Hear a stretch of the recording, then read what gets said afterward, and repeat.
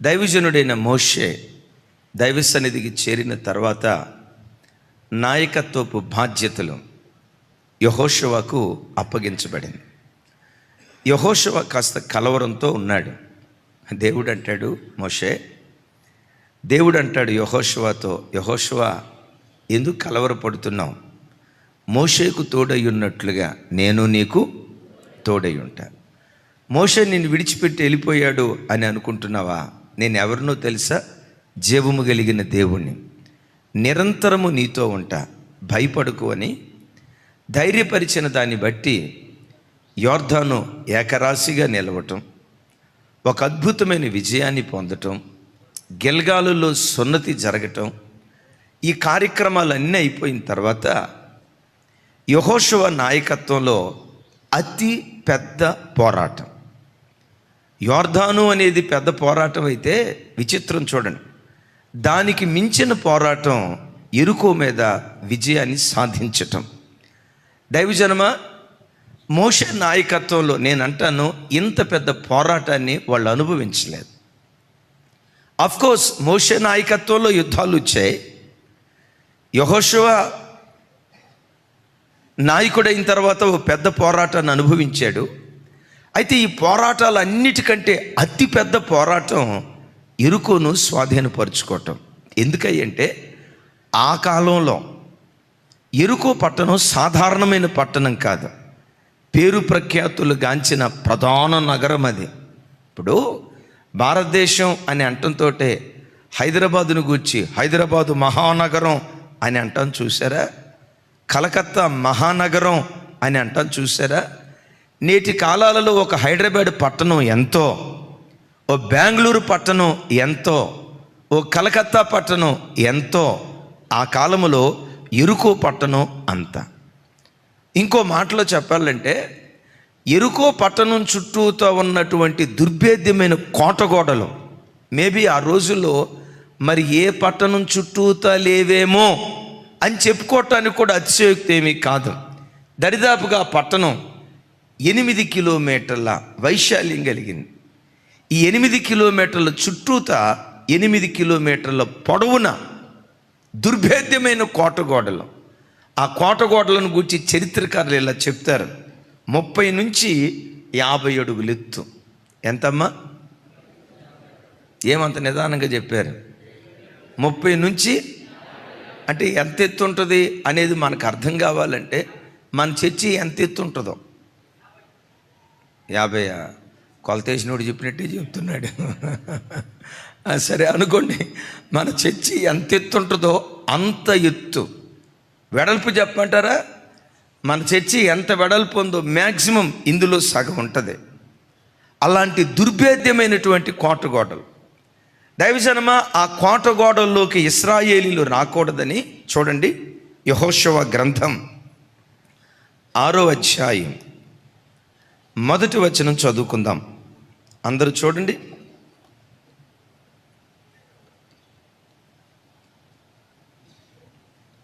యెహోషువ గ్రంథం 6వ అధ్యాయం 1వ వచనం. అందరూ మీ బైబిల్ తెరవండి. ఆ కాలమున ఇశ్రాయేలీల భయము చేత ఎవడును వెలుపలికి పోకుండాను లోపలికి రాకుండాను యెరికో పట్టణ ద్వారము గట్టిగా మూసివేయబడెను. ఒకసారి చూడండి, యెరికో పట్టణంలో నుంచి ప్రజలు బయటికి రాకుండా, బయట ఉన్నటువంటి వ్యక్తులు ఎవరూ లోపలికి రాకుండా ఆ పట్టణపు ద్వారములు గట్టిగా మూసివేసెను అనే మాట ఈ స్థలంలో చూస్తూ ఉన్నాం. దైవజనమా, యెరికోకు నేను ఇలా పేరు పెడతాను.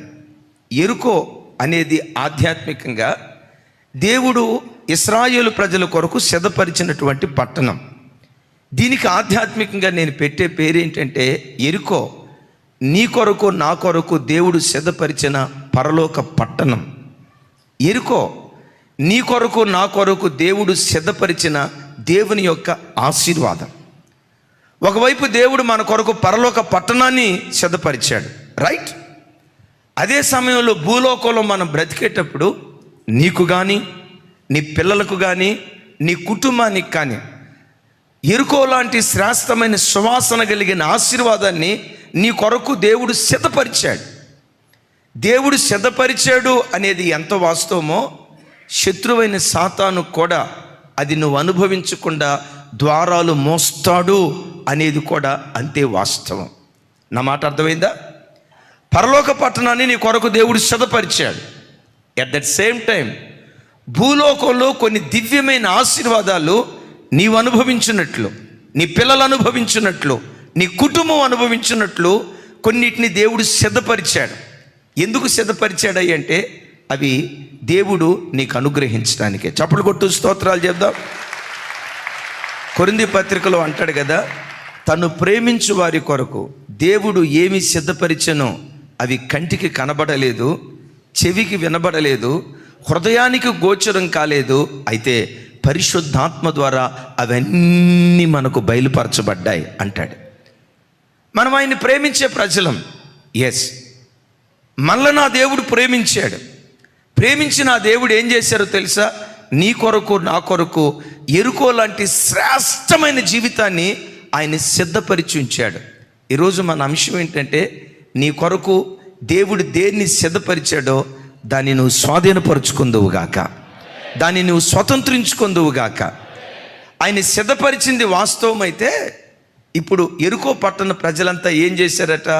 తలుపులన్నిటినీ గట్టిగా బిగించేశారు. ఇశ్రాయేలీయులు దాన్ని అనుభవించకుండా.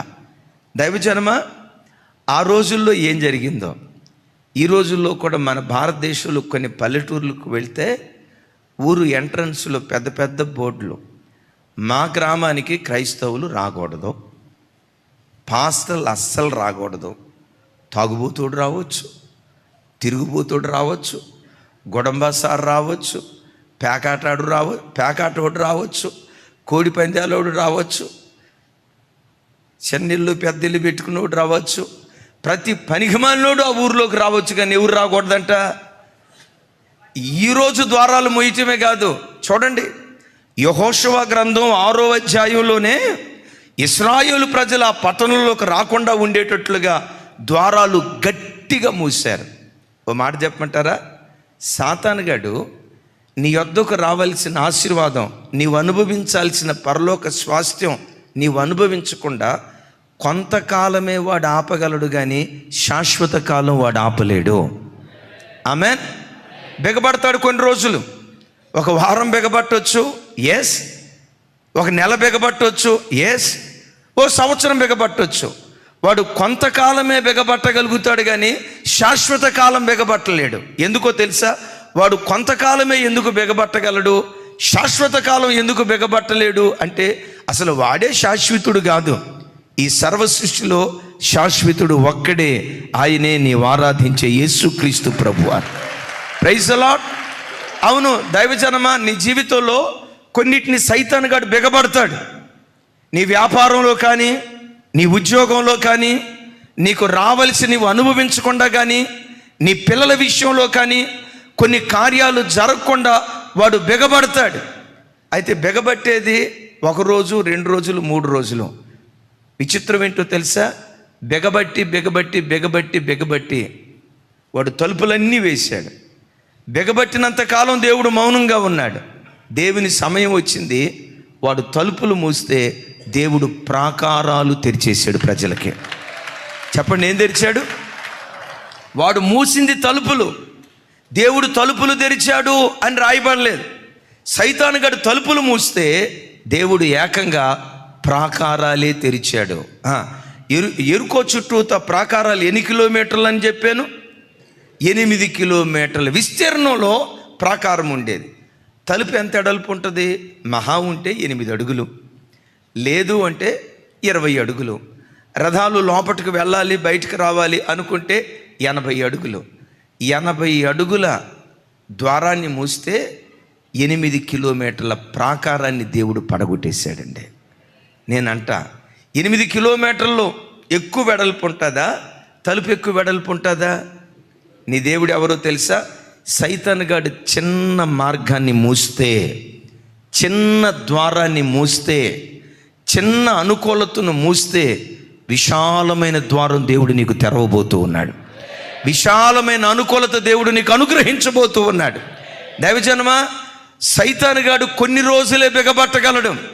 మా గ్రామంలో క్రైస్తవులు రాకూడదు, మా పట్టణంలో క్రైస్తవులు రాకూడదు, మా జిల్లాకు క్రైస్తవులు రాకూడదు, మా గ్రామంలో మందిరాలు ఉండకూడదని రైట్, వాడు బిగబడతాడు. వాడికి కూడా కొంత శక్తి ఉంది, కొంత శక్తే. వాడు పర్మనెంట్ కాదు. ఎందుకు? వాడే పర్మనెంట్ కాదు. వాడి కార్యాలు పర్మనెంట్ కాదు. వాడు కొంతకాలం ఉండేవాడు, 10 సంవత్సరాలు ఉంటాడు, తర్వాత దిగిపోవాల్సిందే, 15 సంవత్సరాల తర్వాత దిగిపోవాల్సిందే. దైవజనమా, ఏ గ్రామాలలో మా గ్రామంలో క్రైస్తవులు రాకూడదని బోర్డులు వెలిసాయో అదే గ్రామాలు, అది నాటబడిన చోటే భవిష్యత్తులో మందిరాలు కట్టబడేటట్లుగా దేవుడు తన మహిమ కొరకు ద్వారాలు తెరుస్తాడు. Praise the lord. బిగబట్టడానికి దేవుడు వాడికి అవకాశం ఇస్తాడేమో కానీ బిగబట్టబడిన చోటే చిన్న మార్గాన్ని మూస్తే విశాలమైన ద్వారాన్ని దేవుడు తెరుస్తాడు. నా చేతులైతే మిమ్మల్ని దీవిస్తున్నాను. సైతాను ఏ చిన్న మార్గాన్ని మీ జీవితంలో మూసాడో, సైతాను ఏ చిన్న అనుకూలతను మీ బ్రతుకులో మూసాడో, యేసు నామం పేరిట ఈ సెప్టెంబర్ మాసంలో విశాలమైన ద్వారం నా దేవుడు తెరుచునుగాక. విశాలమైన మార్గం దేవుడు మీ బ్రతుకులో తెరుచునుగాక. 15,000 రూపాయల జీతాన్ని పోగొట్టుకుంటే 50,000 రూపాయల జీతాన్ని తెరవటానికి నీ దేవుడు శక్తి కలిగినటువంటి వాడు. 50,000 రూపాయల జీతాన్ని పోగొట్టుకుంటే ఎంతమ్మా? 5 లక్షల. అబ్బా, హై జంప్ చేసింది తల్లి. రైట్, 5 లక్షలు, 50 లక్షల జీతం ఇవ్వటానికి దేవుడు శక్తి కలిగిన వాడు. సైతానుగాడు కొంతకాలమే బిగబట్టగలడు. బిగబట్టిన కాలం దాటిన తర్వాత విశాలమైన ద్వారం దేవుడు తెరుచును గాక. అలాంటి ద్వారాలు దేవుడు మనకు తెరవాలన్నా, పరలోక స్వాస్థ్యాన్ని మనం స్వతంత్రించుకోకుండా సైతానుగాడు ఎక్కడికక్కడ అడ్డుకట్టలు వేసినా ఆ పరలోక స్వాస్థ్యాన్ని మనం స్వతంత్రించుకోవాలన్నా ఏం చేస్తే మనం స్వతంత్రించుకోగలుగుతాం? యెరికో పట్టణాన్ని స్వతంత్రించుకోవటానికి ఇశ్రాయేలీలు ఏం చేశారో దాన్ని మనం చేయగలిగితే, ఆ పద్ధతి ప్రకారం మనం వెళ్ళగలిగితే నిశ్చయముగా మన కొరకు దేవుడు సిద్ధపరిచిన పరలోక పట్టణాన్ని మనం స్వతంత్రించుకుందాం గాక. దైవజనమ, ఆయా దేశాలకు ఆయా ప్రాంతాలకు వెళ్ళినప్పుడు మనం మస్కట్ వెళ్ళే కదా, అంతకు మునుపు దుబాయ్, అంతకు మునుపు ఖత్తర్, అబుదాబి, ఆ ప్రాంతాలు వెళ్తూ ఉంటే అసలు ఎంత అందంగా ఉంటాయో అంత అందంగా ఉంటాయండి. రోడ్లు ఉన్నాయి చూసారా? రోడ్డు మీదే, తారు రోడ్డు మీదే ఇస్తరాకు వేసుకోకుండా అందులో భోజనం చేయొచ్చు, అంత శుభ్రంగా ఉంటాయి. మస్కట్ అది ఓమన్ దేశపు రాజధాని. ఆ రాజధానిలో రాజుగారి కోట, దాని ప్రక్కనే అరేబియా మహాసముద్రం. ఆ రాజుగారి కోట, ఆ ప్రాంతాలన్నీ చూస్తూ ఉన్నప్పుడు చుట్టుపక్కల వాళ్ళు, అన్న ఎంత అద్భుతంగా ఉందో కదా, అబ్బా ఇది ఎంత రమ్యంగా ఉందో కదా, ఎంత అందంగా ఉందో కదా అని అంటూ ఉంటే నిజమే, వాళ్ళు చెప్పిన దానికంటే అందంగా ఉంది. అప్పుడు నాకు మనసులో ఏమనిపించిందో తెలుసా? మనుషుల చేత నిర్మించబడిన ఈ కట్టడాలే ఎంత అందంగా ఉంటే పరలోక పట్టణం ఇంకెంత అందంగా ఉంటుందో కదా. నాకు ఆ మాట గుర్తుకు రావటంతో పుట్టెడు దుఃఖం వచ్చింది. పరలోక పట్టణం టాపీ మేస్త్రులతో కట్టబడుతుంది కాదు, మానవ హస్తాలతో నిర్మించబడుతుంది కాదు. దేవుడు దేనికి శిల్పియు నిర్మాణకుడై ఉన్నాడో ఆ పరలోక పట్టణానికి దేవుడే శిల్పి. అంటే ఇంజనీర్ ఆయనే, డిజైనర్ ఆయనే, టాపీ మేస్త్రి కూడా చివరకు ఆయనే తన స్వహస్తాలతో నిర్మిస్తున్నాడు పరలోక పట్టణాన్ని. కొన్ని సందర్భాల్లో చూడండి, పరలోక పట్టణాన్ని ఎప్పటి నుంచి దేవుడు నిర్మిస్తున్నాడో తెలుసా? అసలు ఆ పరలోక పట్టణపు వైభవం, రమ్యతే గనక మనకు అర్థమైతే ఒకటే మాట అంటాం. ఏమంటామో తెలుసా? నేను వెడలిపోయి, ఏం ఒక్కలు చెప్పట్లా, నేను వెడలిపోయి క్రీస్తుతో కూడా ఉండవలననే ఆశ నాకుంది. ఉద్యోగంలో ఏమి లేదు తమ్ముడా, ఏమి లేదు, ఈ లోకంలో ఏమి లేదు, హాస్పిటల్లో కూడా ఏమి లేదు, వ్యాపార స్థలంలో కూడా ఏమి లేదు, మనవడి దగ్గర ఏమి లేదు, మనవరాల దగ్గర ఏమి లేదు. ఆ పరలోక దర్శనం మన కళ్ళ ముందుంటే నేను వెడలిపోయి క్రీస్తుతో కూడా ఉండవలననే ఆశ నాకుంది అని అన్నాడు. చూసారా పౌలు గారు? ఏముందయ్యా ఈ లోకంలో, ఈ జీవితంలో ఏముందయ్యా? పరలోక స్వాస్థ్యానికి రావాలని, ఆ పరలోకపు మహిమను మనం చూస్తే దాని కొరకే బ్రతకాలనే ఆరాటం మన గుండెల్లో ప్రారంభమవుతుంది. Praise the lord. ఆ మధ్య ఒక తల్లి నయాగరా ఫాల్స్కి వెళ్ళి చూసి నా దగ్గరకు వచ్చి చెప్తుంది, బాబు జీవితంలో ఒక్కసారైనా చెప్పండి అదే చెప్పండి అమ్మా, ఆపే కదా. జీవితంలో ఒక్కసారైనా నయాగరా ఫాల్స్ చూడాలయ్యా, ఎంత అందంగా ఉందో, బాబా చూడటానికి 2 కళ్ళు, సరే 4 కళ్ళు పెట్టుకుందాం, రైట్, 2 కళ్ళు సరిపోవు అని నయాగరా ఫాల్స్ చూసి ఒక ఆయన వచ్చి చెప్తాడు.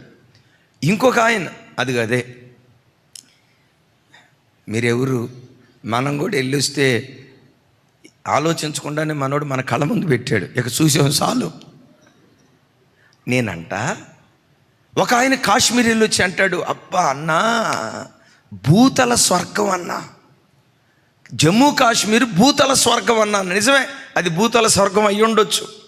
నేనంట ఎంత అందమైన ప్రకృతిని, రమణీయం కలిగిన ఈ భూమిని తన నోటి మాటతో సర్వ సృష్టిని జస్ట్ 6 రోజుల్లో కలుగు చేశాడు. 6 రోజుల్లో కలుగు చేసిన ఈ సృష్టి ఎంత అద్భుతంగా ఉంటే, కొన్ని వేల సంవత్సరాల నుండి దేవుడు తన స్వహస్తాలతో నిర్మిస్తున్న పరలోక పట్టణం ఇంకెంత అద్భుతంగా ఉండి ఉంటుందో కదా, ఇంకెంత రమణీయంగా ఉండి ఉంటుందో కదా. యేసయ్యకి మహిమ కలుగును గాక. దైవజనమా, అలాంటి ఉన్నతమైన పరలోక పట్టణాన్ని ఈ దీనుని కొరకు దేవుడు సిద్ధపరుస్తూ ఉన్నాడు. ఈ దీనురాలి కొరకు, ఈ దీనుడి కొరకు, ఈ మట్టి ఘటాల కొరకు దేవుడు సిద్ధపరుస్తున్నాడు. ఏ విధము చేతనైనా ఆ స్వాస్థ్యాన్ని సంపాదించుకునే భాగ్యం మనందరికీ దేవుడు అనుగ్రహించును గాక. చప్పలు కొడుతూ దేవునికి స్తోత్రాలు చెప్దాం. రైట్, ఇప్పుడు యెరికోను స్వాధీనపరుచుకోవటానికి దేవుడు ఏం చెప్తాడంటే, యెహోషువ ప్రజలందరినీ నువ్వు యుద్ధ సన్నద్ధులుగా చెయ్యి.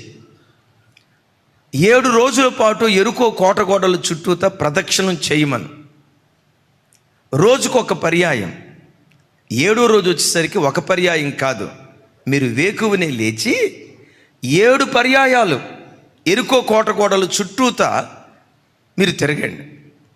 మొదటి రోజు యాజకులు మానక బోరవోదమనండి. ప్రజల దగ్గరికి వచ్చేసరికి ఏమీ మాట్లాడకుండా మౌనంగా, అసలు వాళ్ళ కంఠంలో నుంచి ఏ ధ్వని వినబడకూడదు, మౌనంగా వెంబడించమనండి. ఈ యెరికోను ప్రదక్షిణం చేసేటప్పుడు ఎలా మీరు ప్రదక్షిణం చేయాలో తెలుసా? చెప్తాను చూడండి. ముందు యోధులు నిలవబడాలి. ఆ తర్వాత 7 పొట్టేళ్ల కొమ్ములు పట్టుకొని ఊదుచున్న యాజకులు నిలవబడాలి. 7 నిలవబడాలి. వారి వెనుక మందసం ఉండాలి. యాజకులు మందసాన్ని మోస్తూ వాళ్ళను వెంబడించాలి. మందసం వెనుక యావత్ ఇశ్రాయేలు ప్రజలు 4 గ్రూపులుగా ఇదిగో ఇలా చుట్టూతా.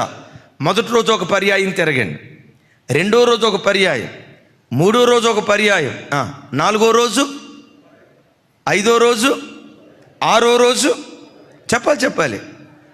7వ రోజు వచ్చేసరికి ఒక పర్యాయం కాదు, 7 పర్యాయాలు తిరుగుతూ యాజకులు మానక బోరలు ఊదుతూ ఉంటుండగా ప్రజలప్పుడు, ఇంతకాలం మౌనంగా ఉన్న ప్రజలు యాజకులు బోరలు ఊదుట మొదలు పెట్టగానే వాళ్ళు కేకలేయటం ప్రారంభించాలి, స్తుతించటం మొదలు పెట్టాలి.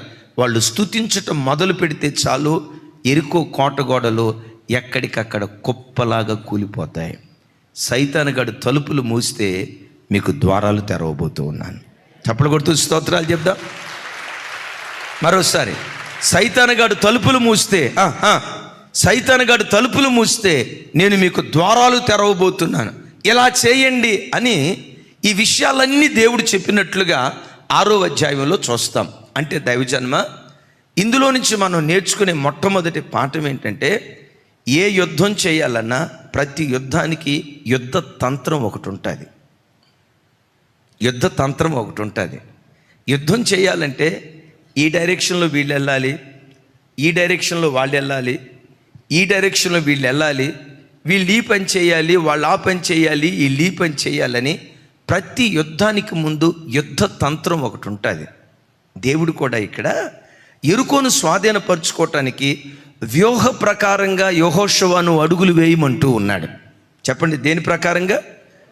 దైవజనమా, మీతో ఒక మాట చెప్తాను.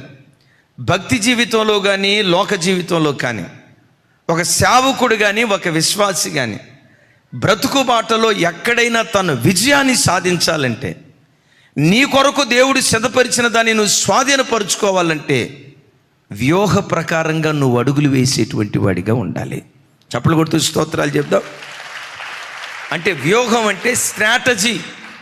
దేవుడు ఇక్కడ అనవచ్చు, ఏముంది యెహోషువ, మీరు అందరూ ఆ తలుపులు నెట్టేసుకొని లోపలికి వెళ్ళిపోండి అని గుడ్డెత్తెళ్ళి చేలో పడ్డట్లుగా ఒక ఆలోచన లేకుండా, ఒక ప్రణాళిక లేకుండా వెళ్ళమనలేదు. వ్యూహాన్ని దేవుడు చెప్తున్నాడు. మొదటి రోజు ఈ పని చేయండి, రెండో రోజు ఈ పని చేయండి, మూడో రోజు ఈ పని చేయండి, ఆరో రోజు ఈ పని చేయండి, ఏడో రోజు ఈ పని చేయండి. ఈ 7 రోజుల్లో కూడా ఎవరు ఏ పని చేయాలో ప్రతి దానికి ఒక వ్యూహం, ఒక స్ట్రాటజీ, ఒక ప్లాన్ తన పిల్లలకు నిర్ణయించాడు.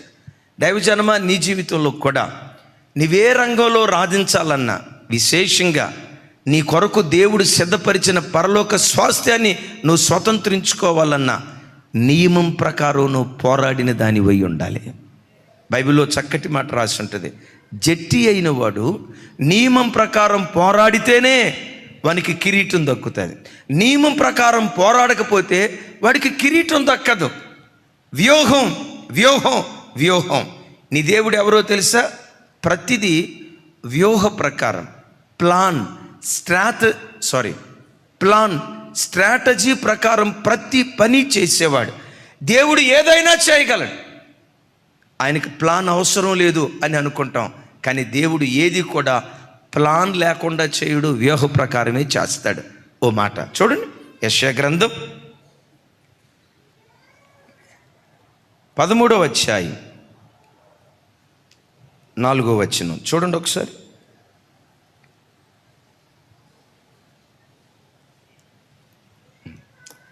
కొంచెం పెద్దగా నాతో కలిసి చెప్పండి. బహుజనముల ఘోష కంటే కొండలోని జనసమూహము వలన కలుగు శబ్దములు వినుడి, కూడుకును రాజ్యముల జనములు చేయు అల్లరి శబ్దము వినుడి. సైన్యములకు అధిపతియగు యెహోవా యుద్ధమునకై తన సేనను వ్యూహక్రమముగా ఏర్పరుచుచున్నాడు. తన సేనను ఎలా ఏర్పరుచుకుంటున్నాడట? చెప్పాలి యెహోవా యుద్ధమునకై తన సేనను వ్యూహక్రమముగా ఏర్పరుచుకొనుచున్నాడు. అంటే నా వైపు చూడండి, దేవుడు ఏది చేసినా యుద్ధతంత్రాన్ని పాటిస్తాడా? యుద్ధతంత్రం లేకుండానే యుద్ధంలోకి దిగుతాడా? వ్యూహ ప్రకారం యుద్ధం వేస్తాడు. ఎస్, వ్యూహ ప్రకారం యుద్ధం చేస్తాడా? వ్యూహం లేకుండానే యుద్ధం చేస్తాడా? ఇక్కడ వాక్యం ఉంటుంది, వ్యూహ క్రమమును ఏర్పరిచి ఉన్నాడు అని రాసి ఉంటుంది. నా తట్టు చూడండి, చెల్లి తమ్ముడు, నీ జీవితంలో ఈ ఆధ్యాత్మిక పోరాటంలో నువ్వు విజేతగా నిలవబడాలంటే ప్రతిదీ ఒక వ్యూహ ప్రకారం చేయాలి. 24 గంటల కాల వ్యవధి కదా. 24 గంటల కాల వ్యవధిని దేనికి ఏ సమయం ఎలా వాడాలో వ్యూహ ప్రకారంగా నువ్వు వాడితే నువ్వు బైబిల్ చదువుకోవటానికి, ప్రార్థన చేసుకోవటానికి కావలసినంత టైం నీకు దొరికింది. దేవునితో గడపటానికి కావలసినంత టైం దొరికింది. సిస్టర్స్, మీతో చెప్తాను, అఫ్కోర్స్ మీరు డ్యూటీకి వెళ్ళేవారు కాదు అని అనుకోండి, ఒక మాట అనుకోండి. రోజుకొచ్చి 24 గంటలు. అమ్మా, ఉద్యోగస్తులకైనా 24 గంటలే, ఇంట్లో ఉన్న వాళ్ళు కూడా 24 గంటలే కదా. ఏమ్మా మీకు 14 గంటలే అన్నట్టు చూస్తున్నారు.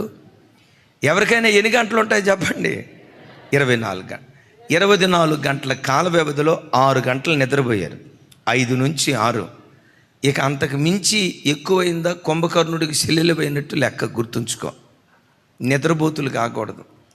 కొంతమంది ఉంటారు, ఎప్పుడు చూసినా బెడ్ రెస్ట్. హాస్పిటల్లో ఉన్న బెడ్లన్నీ అప్పుడప్పుడు ఖాళీ ఉంటాయి, ఈ బెడ్ ఖాళీ ఉండదు. అలాంటి దురాత్మ పాతాళంలో త్రొక్కివేయబడును గాక. అంటే మీలో కొంతమందికి ఉందని చెప్పాలి. ఆమెన్. పెద్దగా చెప్తాం ఆమెన్. 6 గంటల నిద్ర, చిన్నపిల్లలైతే 7 గంటలు. రైట్, 7 గంటలు. సగటున ఒక మన వయసులో ఉన్న వాళ్ళకి 6 గంటల నిద్ర ఇట్స్ మోర్ దెన్ ఎనఫ్. 8 గంటలు ఇంటి పని వంట పని వేసుకోండి. ఖాళీగా ఉండే సిస్టర్ సంగతి చెప్తాను. రైట్, 6 గంటల నిద్ర, 8 గంటలు ఇంటి పని వంట పని, అది ఒక మీ డ్యూటీ అనుకోండి. 6, 8 ఎంత? 6, 8, 12. రైట్, 14 గంటలు. ఇంకెన్ని గంటలు ఉంటుందా తల్లి? 10 గంటలు. 10 గంటల్లో ఒక 3 గంటలు నీ కాలకృత్యాలు కానీ మరొకటి కానీ తీసి ఎన్ని గంటలు అయిపోయింది? 14 + 3 ఎంత తల్లి? 17 గంటలు. ఇంకెన్ని గంటలు ఉంటుంది? 7 గంటలు ఏం చేస్తున్నావు ఒకసారి ఆలోచించు. దేవునితో గడపాలనే మంట నిజంగా నీ గుండెల్లో ఉండాలి. కానీ రోజుకొచ్చి అర్ధగంట ప్రార్థన అది దేవునికి భిక్ష వేసినట్టు, గంటసేపు ప్రార్థన భిక్ష వేసినట్లు వ్యూహ ప్రకారంగా నీ సమయాన్ని విభజించుకుంటే రోజుకొచ్చి 4 గంటలకు పైగా దేవునితో నువ్వు గడపగలవు. ఒక్కరు కూడా ఆమేన్ చెప్పలా. ఎందుకో తెలుసా? మీకు 24 గంటలు సరిపోట్లా. ఒక తల్లి అంటుంది, అన్నయ్య రోజుకొచ్చి 48 గంటలు ఉంటే బాగుండు అన్నయ్య. ఆ 48 గంటలు ఉంటే ఏం చేస్తుంది? 12 గంటలు నిద్రపోతాయి. వింటున్నారు ఈ మాట? 24 గంటల కాల వ్యవధిలో ఒకసారి కూర్చొని ఆలోచించండి, పేపర్ తీసుకొని. ఈ 24 గంటల కాల వ్యవధిలో నేనేం చేస్తున్నా? 6 గంటలు నిద్ర, సరే 6 గంటలు కాదు, ఇంకొక గంట ఎక్స్ట్రా ఇచ్చాను పోండి, ఇంకొక గంట 7 గంటలు అనుకోండి. అది కూడా సరిపోదా? ఇక నేనేం చేయలేను. 7 గంటలు నిద్ర, రైట్. 8 గంటలు ఇంటి పని వంట పని, 15 గంటలు అయిపోయింది. అయినా ఇంకో 3 గంటలు అదనంగా ఇచ్చాం. ఎంత అయిపోయింది? 20 గంటలు అయిపోయింది. ఇంకెన్ని గంటలు ఉంటాయి? దేవుని కొరకు బ్రతకాలనే మనస్సు నీ గుండెల్లో ఉండాలి. కానీ ఆయన సన్నిధిలో మోకాళ్ళు ఉండాలి. ప్రతి క్షణం నా ప్రభువును అనుభవించాలి అనే దైవికమైన కాంక్ష నీ గుండెల్లో ఉండాలి. కానీ రోజుకొచ్చి 4 గంటలు దేవునితో నువ్వు గడపగలవు. ఎందుకు మనకు సమయం సరిపోవట్లేదు? ఆ టయాన్ని డివైడ్ చేసుకునే విషయంలో ఎక్కడో వ్యూహంలో లోపం ఉంది. నా మాట మీకు అర్థమైందా? వ్యూహంలో లోపం ఉంది. ఏంటి వ్యూహంలో ఉన్న లోపం? ఒక 2 నిమిషాలు ఫోన్ తీసుకుందాం, కాసేపు అయ్యి చూసి, అవసరమే చూడాలి, అయ్యి వార్తలు అయ్యి విందాం అని తీసుకుంటావా? 5 నిమిషాలు అన్నది కాస్త 5 గంటల. ఎవరా మనిషి? 5 గంటలు అంట. 5 గంటలు వ్యూహం లేక. ఇక 24 గంటలు వాటి దగ్గర కూర్చుంటే సమయాన్ని డివైడ్ చేసుకునే విషయంలో వ్యూహం లేకే నీ ప్రార్థన జీవితాన్ని నువ్వు కోల్పోతున్నావు. తమ్ముడా చూడండి, వ్యూహం లేకే ఒకసారి కూర్చొని 24 గంటల కాల వ్యవధిని నేను దేని కొరకు వాడుతున్నాను సరిగ్గా డివైడ్ చేసుకొని ఆ పద్ధతి ప్రకారం వ్యూహ ప్రకారంగా నువ్వు అడుగులు వేస్తే కనీసం రోజుకొచ్చి 3 గంటలైన దేవునితో నువ్వు గడపగలవు. Praise the lord. దైవజనమా, వచ్చే డబ్బును వ్యూహ ప్రకారంగా ఖర్చు పెట్టాలి. చదువుకునే పిల్లలు ఆ చదువును వ్యూహ ప్రకారంగా చదువుకోవాలి. ఎక్కువ మంది చదువుల్లో ఫెయిల్ అయ్యేది ఎక్కడో తెలుసా? మార్చిలో ఎగ్జామ్ అయితే మా వాడు ఫిబ్రవరి చివరిలో పుస్తకాలు తీస్తాడు. విన్నారా? జూన్ జూలై నుంచి పుస్తకాలు తెరవడం, పొరపాటును తెరవడం. ఎప్పటికప్పుడు మమ్మీ పెన్ను లేదు అంటాడు. పెన్నులు ఏమైపోయినారా? ఇన్ని పెన్నులు కొనిపెట్టే కదా నా తల్లి ఆలోచిస్తే విచిత్రం ఏంటో తెలుసా? ఫిబ్రవరి నెలలో అప్పుడు టెక్స్ట్ బుక్లు తెస్తారు కదా, వాటి మధ్యలో పెట్టుంటాడు పెన్ను. ఆ పెన్నులు పెట్టిన సంగతి ఎప్పుడు తెలిసిందయ్య అంటే అప్పుడు తెలిసింది. అప్పుడు కసరత్తు చేస్తాడు, బాగా చదువుతాడు. ఒక 4 రోజులు పగలు రాత్రి చదువుతాడు. ఏదో కొన్ని సెలెక్టెడ్గా ఇందులో వస్తుంది, అందులో వస్తుంది సెలెక్టెడ్గా చదువుతాడు. రేపు ఎగ్జామ్ రాయటానికి వెళ్తాడు. అద్భుతం ఏం జరిగిద్దో తెలుసా? ఈడు చదివిన పేపర్లో తప్ప తదిపాటు అన్నిటిలో వస్తాయి క్వశ్చన్లు. అంటాడు, రే చిన్న ఎగ్జామ్ ఎలా రాసేవారు అంటే అవుట్ ఆఫ్ సిలబస్ అన్నా, పేపర్ టఫ్గా వచ్చిందన్నా, చాలా బరువుగా ఉందన్నా, పేపర్ ఎప్పుడు తేలికనే ఉంటుంది. ఎందుకు ఇటు ఫెయిల్ అయిపోయాడు? వ్యూహం లేక. ఓ దైవజనుడు దేవుని సేవ చేసేటప్పుడు వ్యూహ ప్రకారం చేయాలి. ఒక దైవజనురాలు దేవుడు తనకిచ్చిన సమయాన్ని వ్యూహ ప్రకారం వాడుకోవాలి. ఓ చదువుకునే విద్యార్థి, ఒక విశ్వాసి ఏ విధం చేతనైనా పరలోక పట్టణాన్ని నేను స్వతంత్రించుకోవాలి. ఆ పరలోక పట్టణాన్ని స్వతంత్రించుకోవాలంటే 24 గంటల కాల వ్యవధిలో ఎంత ఎక్కువగా దేవునితో నేను గడపగలనో అంత ఎక్కువగా గడపాలని టయాన్ని వ్యూహ ప్రకారంగా ఎవడు దాన్ని వాడుకుంటాడో నీ కొరకు దేవుడు సిద్ధపరిచిన దాన్ని నువ్వు స్వతంత్రించుకోవటానికి దేవుడు కృప చూపిస్తాడు. స్వాధీనపరుచుకోవటానికి దేవుడు కృప చూపిస్తాడు.